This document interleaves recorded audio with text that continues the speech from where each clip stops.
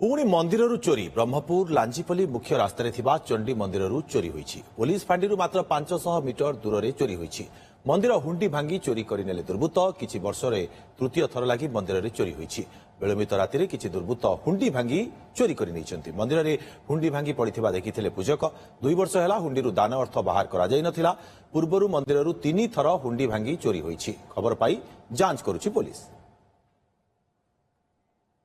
अधिक सूचना पाई जगन्नाथ साहू आम सहयोगी फोन लाइन आम सहित जोड़ी होती। जगन्नाथ, मंदिर चोर मैंने हुंडी भांगी चोरी करिसेंती ये थरक घटना नुहे, अनेक थर मंदिर चोरी है जहाँ कहुच्छी। मंदिर में कौन किसी सुरक्षा व्यवस्था सेमती करा जाय नाही एवं जहाँ गोटे आश्चर्यजनक कथा 500 मीटर दूर मात्र फांडी ठारू चोर मैंने केमती साहस करि पारुछंती? तो तदंत कथा कारण फांडी जो लांजीपल्ली फांडी रही बजनाथपुर थाना पुलिस यदि थाना को देखा थाना ठारू प्राय किलोमीटर दूर हम और फांडी जो रही फांडी ठारू प्राय 500 मीटर दूर हम ये थाना और फांडी छाड़ी सहित मुख्य रास्ता तो चंडी मंदिर साधारणतः चंडी माँ ना शुणे ही लोक मैंने भय करते किंतु यही मंदिर गत किसी वर्ष भितर 3 थर हुंडी चोरी होती किंतु ना पुलिस प्रशासन गुरुत्व दूसरी ना स्थानीय लोक सुरक्षा किसी व्यवस्था कर पुणी थे तो माने मेडिकल फांडी निकट जो चोरी होती पुलिस जहाँ जना पड़ी पुलिस से मात्रा पेट्रोलिंग करूना जद्वारा कि चोर सुजोग खोजुची जो देखी लोक नहांती जो चोर की आखि पकई जो दुर्वृत्त जनक से जापारे ये तो हुंडी गत 2 वर्ष है पैसा बाहर कराए से टार्गेट कर गतकाली विलंबित राति जहाँ पूजक जगत पूजक कहते राति बंद कला बेले प्राय 10टा है अर्थात 10टा पर आखपाख अंचल जो सुनसान हो। जगन्नाथ, लोक मैंने कौन अनुमान करुछंती लगातार जेहेतु चोरी होउची स्थानीय पाखापाखी अंचल चोर होई पारंती ना बाहर अंचल चोर?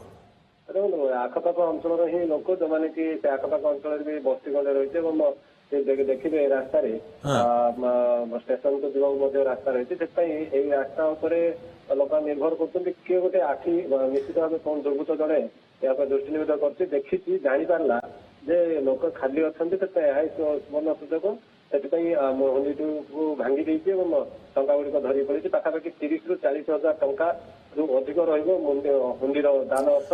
जगन्नाथ, मंदिर अवस्थिति प्रकृत में केउटी जनबसती निकट में नाही कि जहाँफल चोर को सुविधा होती जापारे भावी से चोरी कर जनबसती निकट में रही मुख्य रास्ता मुख्य रास्ता उभय पाखे जनबस्ती रही निकट में पुलिस थाना भी रही भी जो कि सुनसान समय देखुं से पुलिस उपस्थिति न था लोक मैंने अनुपस्थित रही समय देखी ये तो चोर टार्गेट गोटे थर किंतु बड़ आश्चर्यर कथा 3 थर से मंदिर चोरी है पूर्व आज पर्यंत चोर धरा पड़ी ना जहाँफल से साहस बढ़ुची पुलिस करुच्ची कौन प्रकृत घटना? निश्चित भाव पूर्व 2-3 थर चोर होती स्थानीय लोक कहला चोरी होती किंतु पुलिस क्या धरी पारनी कि अंचल सेमती जहाँ धरण पेट्रोलिंग होनी जहाँफल भी चोर मान मुह बढ़ी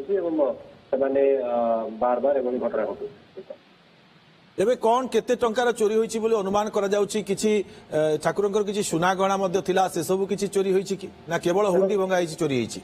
केवल हुंडी को ही टार्गेट करा जायछि। पूर्वरु मध्ये जेतलो 2-3 थर चोरी होईची केबे भी ठाकुराणीकर चंडी मांकर कोनोसी संपत्ति ऊपर माने ताका तो आभूषण ऊपर कोनोसी लूटकिट करा जायनि केवल टार्गेट रहउची हुंडी ऊपर हुंडी को टार्गेट करि दउछन्ते एवं हुंडी को लूट करि नै किंतु पुलिस जेतु कि ए घटना रे काहा को धरि पार नाही किबा चोर को धरिबार सक्षम होई पार नै फलरे सेमाने मध्ये निश्चित हो जाउछन जे पुलिस केवल निश्चित भाव में जगन्नाथ ये पुलिस प्रकृत में तदंत कौन करिवो ताकू तो नजर रहिबो कारण पूर्वरु मध्ये चोरी होईची किंतु चोर धरा पड़ी नांती एपर्यंत। बहुत बहुत धन्यवाद आपनको तमाम सूचना पाई।